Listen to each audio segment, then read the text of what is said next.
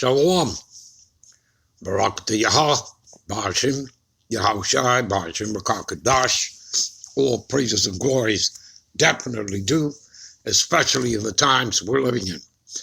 Much respect to the apostles and others of Great Millstone, and to all the brothers and sisters out there doing the work. I say Shalom. All right. This lesson will be titled, The Powers That Be Are Ordained of God. All right, of the God power. All right, so without further ado, we're going to get into it.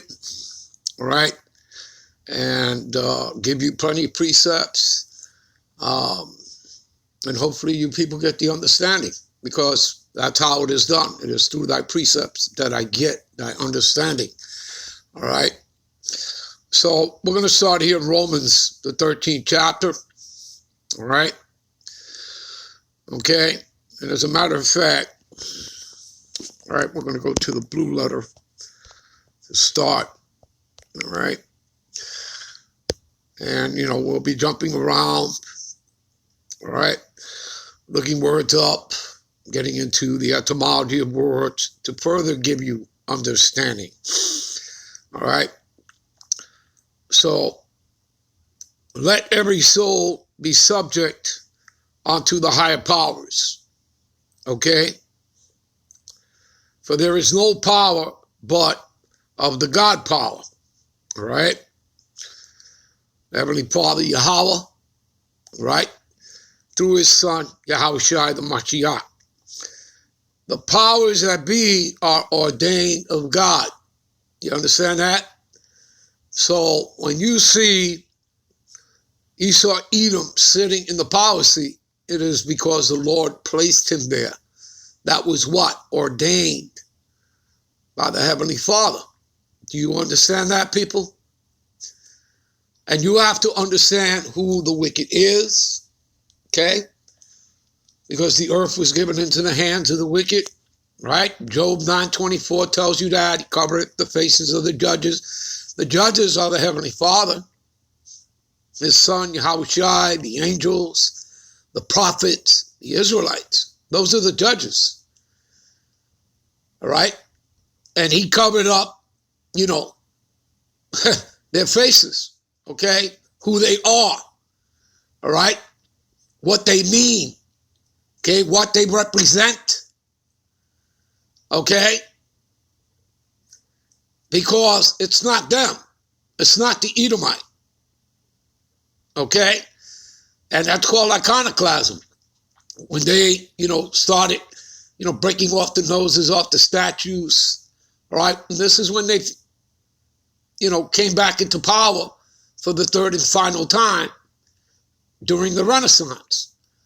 And what does Renaissance mean? It means rebirth for the Edomites, all right? In other words, they got put down after their Greco and Roman empires, okay? But they got put down for that 1,000 years. During that 1,000 years, the Moors ruled, which are Israelites. They ruled all of Europe. Okay? Now, mind you, they were still going off. They were worshiping more than just Islam. They were into all kind of wickedness. But nonetheless, they ruled for 1,000 years, the Byzantine Empire. And then, of course, out of Portugal, Spain, So, you understand all this? Right? You need to understand history to understand all of that, right? So, as the prophecy reads, okay, when you read Revelations, the 20th chapter, verse 1, 2, and 3, then you would jump to verse 7 and 8.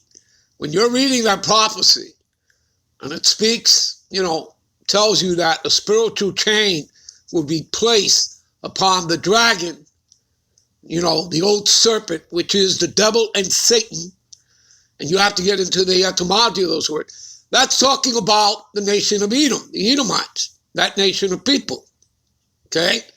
And that he would be, put down for 1,000 years, in the bottomless pit, which is Europe, okay? And that he should deceive the nations no more till the 1,000 years be fulfilled. Now that took place after the Greco-Roman empires. The 1,000 years would pass. The Moors ruled. And then, as it says, when it picks up, okay, in Revelation 7:8, they'll tell you that, after the 1,000 years were over, that they would have to come back into power to do what again? To deceive the nations once again for one last time. All right? You understand that, people? It's just prophecy. Okay? So who put Esau in the power seat? Who gave him his power? The Heavenly Father. You understand? And understand that everything with the Lord is a balance. Understand that Satan was never kicked out of heaven. He sits on the left-hand side. He's a morning star. You should all know who sits on the right, who's another morning star. Yahushua. You see that? It's a balance. It's all a balance. Okay?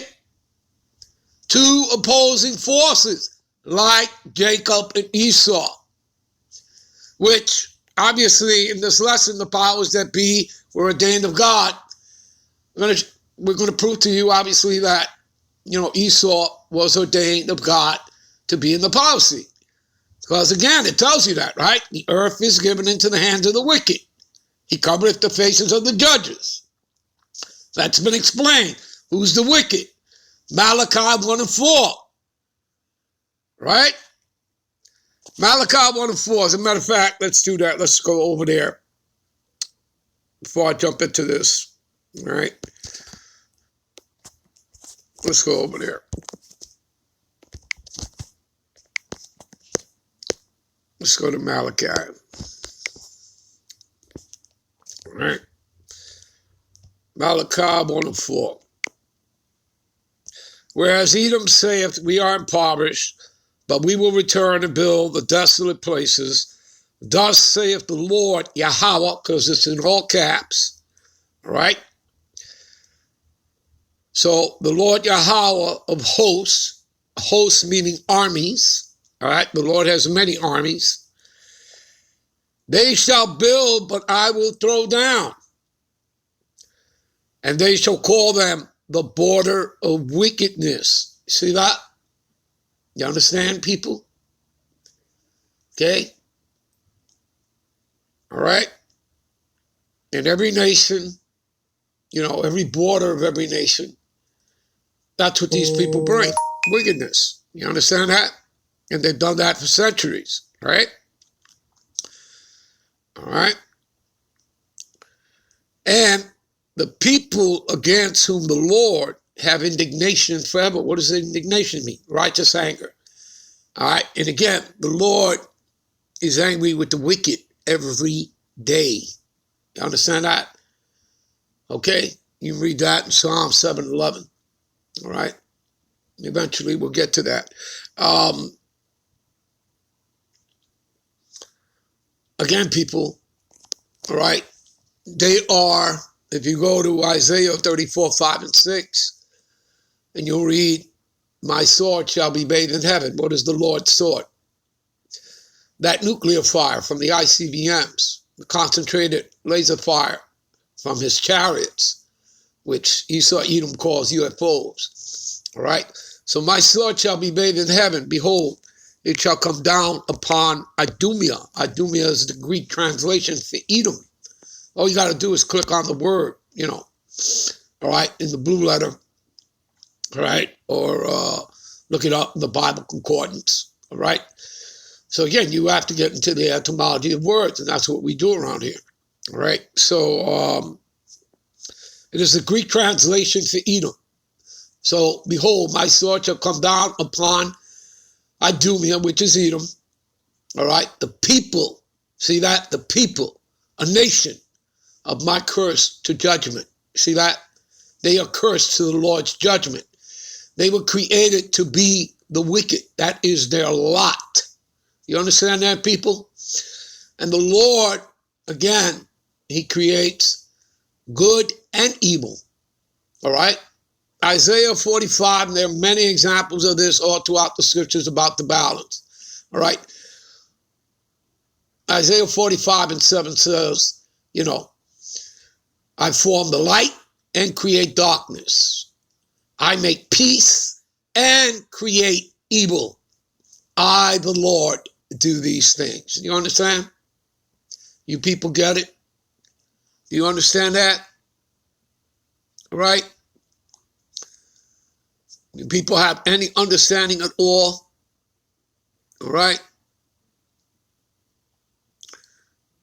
Let me see here. All right.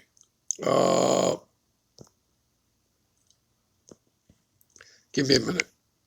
All right, this is 1 Samuel 2:8.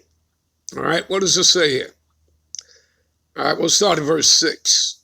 1 Samuel 2:6. The Lord Yahweh killeth and he maketh alive. What is that, people? That's a balance. You understand that? He bringeth down to the grave and he bringeth up. You see that? Okay, because your body, whether cremated or 6 foot under, that's just your body. Your spirit goes up back to the one who gave it. And that's whether you're of the righteous or the unrighteous. You got it? So the wicked goes to the same place. All right? They go back up to the heavens. All right? And they receive their judgment up there. Okay? Like all the wicked people, all right? Maybe your politicians or whatever that you have seen pass on, okay?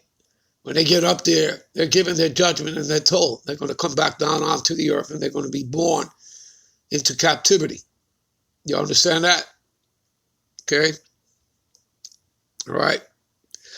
All right. So the Lord killeth and he maketh alive. He bringeth down to the grave and he bringeth up. The Lord maketh poor and he maketh rich. Okay? He bringeth low and he lifteth up. You see all that? All those examples? All right. Now here's what he's getting ready to do. All right. All right. He's going to get ready to raise up the horn of his people, the Israelites, the Negro, Latino, and Native American. Why? Because it's prophecy and it is time. You understand that? Esau's kingdom was only a temporary kingdom. All right. Like, the pharaohs in Egypt, like the Babylonian kingdom, like the Medo-Persian kingdom, like when they ruled the Edomites, calling themselves the Greeks and the Romans. You understand? All temporary kingdoms. America, Babylon the Great is no different. Okay? You see, is the last leg and extension of the revived Roman Empire through the EU, NATO, and America, Babylon the Great. That's what makes up the system. But America is the head. She is the 8th and final head. There is no 9th, there is no 10th, there is no 11th. America is the 8th that comes out of the 7th. You have to know your history. You'd have to know the parable in, Revelations 17 of the 7 heads and 10 horns, which, again, you'll find throughout. You'll read it also, about the 7 heads, 10 horns in Revelations, the 13th chapter. You read this, throughout the scriptures, but you need to know of the parable. You need to know the history, which goes back, you need to know about Daniel chapter 2, Daniel the 7th chapter, okay? Okay, because, when it gets to Daniel chapter 2, talking about the statue, and you get to the 10 toes of the statue, of all the different rulership, the kingdoms, all right? You understand all that, people? And when you get to Daniel the 7th chapter, that's the little horn of Daniel there. Okay, that's America, Babylon the Great, people. All right? So you would need to know that about the Edomite beast system. You know what? We're going to end this here. We're going to come right back. Part 2, we'll pick it up right here where we left off. Shalom.